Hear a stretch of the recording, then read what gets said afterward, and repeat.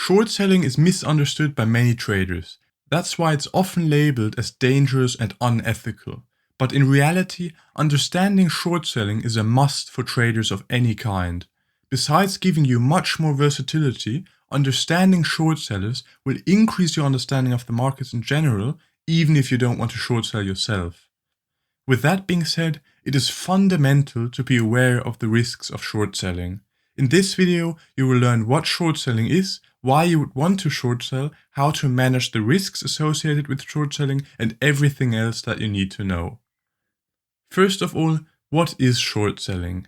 Shorting a stock is the opposite trade action of buying. Instead of profiting from an increase in the underlying price, you profit from falling prices. So instead of buying shares of a stock, you sell shares to open your position. But how can you sell something that you don't own? To answer this question, let me give you an example. Let's say Peter borrows a high-end speaker system from his friend who is going to be out of the country for the next year. Instead of actually using his friend's speaker system, Peter has an idea to generate some extra income with it. Therefore, Peter sells the speaker for $10,000 because he expects the speaker to be valued lower in 1 year. 1 week before his friend comes home, he finds the exact same speaker system, which has dropped in price by about $2,000, and buys it back for $8,000. Peter now is $2,000 richer, and his friend hopefully won't suspect a thing. Except for the betrayal of a friendship, this is basically how short selling works. You borrow something, sell it on the open market, then buy it back, pocket the difference, and finally return the borrowed item to the lender. In financial markets, this item is typically a security, such as shares of a stock, and the lender usually is your broker-dealer. Note that when shorting, it is you who carries the risk and not the lender. If the price of a security goes up after you shorted it, you will lose the difference between the entry price and the current price for each share that you shorted. Short selling might seem much more complicated than buying a stock, since you have to borrow shares and give them back later. But in reality, shorting a stock is just as seamless as buying one.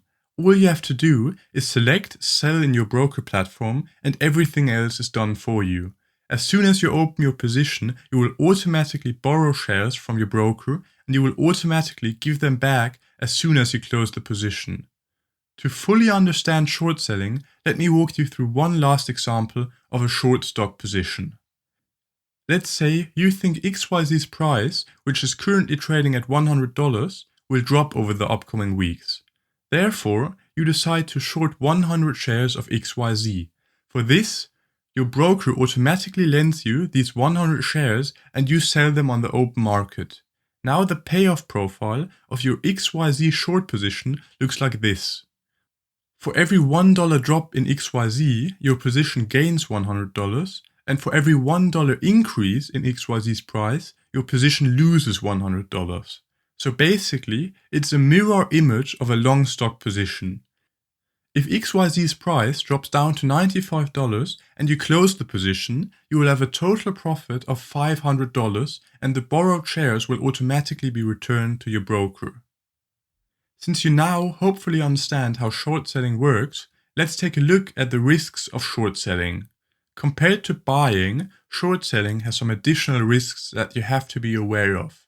The first and most talked about risk is the theoretical infinite risk of a short stock position. When buying stocks, your loss is limited to the size of your initial investment.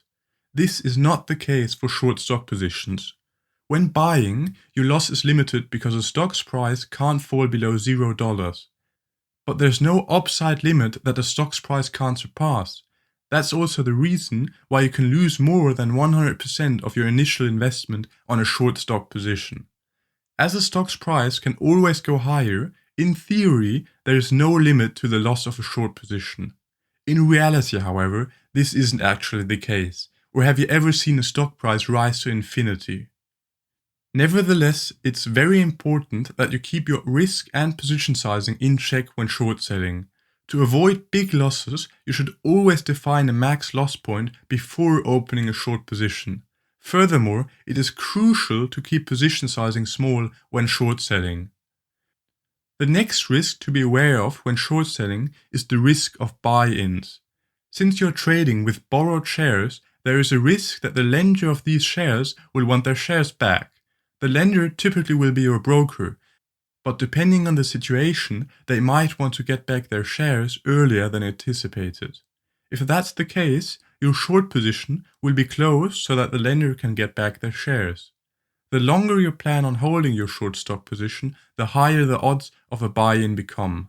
Typically, this risk, however, is very low as long as you're trading highly liquid securities. Besides buy-ins, short sellers should also be aware of so-called short squeezes.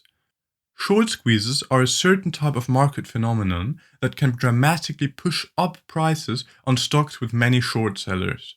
To close a short position, you have to buy back the sold shares. If a stock has a sudden increase in its price, many short sellers will want to buy back their position to cut potential losses.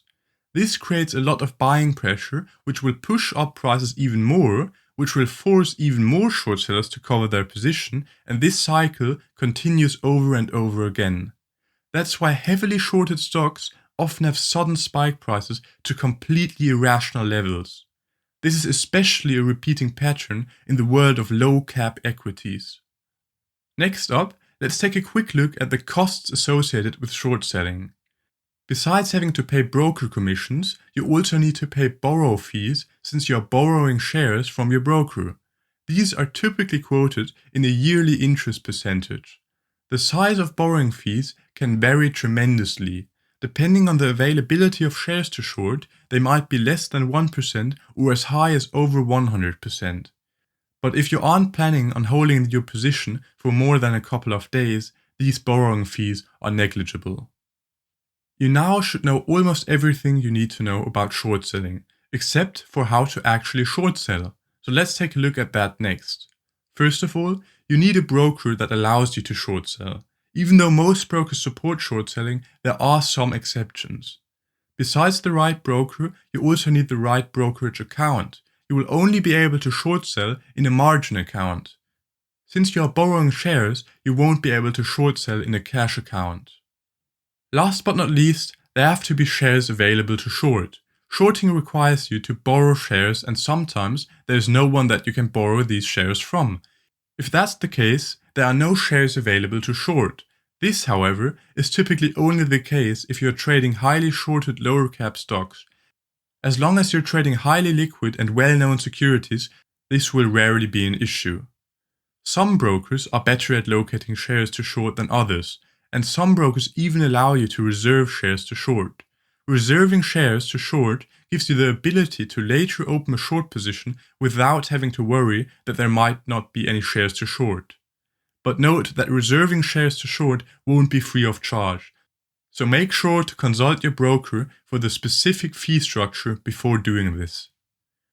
Short selling can be a great addition to your trading arsenal since it allows you to profit from bearish market action. Let me now quickly recap some of the key points that were covered in this video. To short sell, you borrow shares from your broker, sell them on the open market, buy them back, and then return them to your broker. The difference between the entry and exit price determines your P&L. Especially when short selling, it is crucial to closely watch and manage your risk. Here are a few things to look out for when doing this. Firstly, focus on highly liquid securities. Secondly, keep your position sizes small and always determine a clear risk level before you open a position. A stop-loss order is a great way to automate your loss-taking process.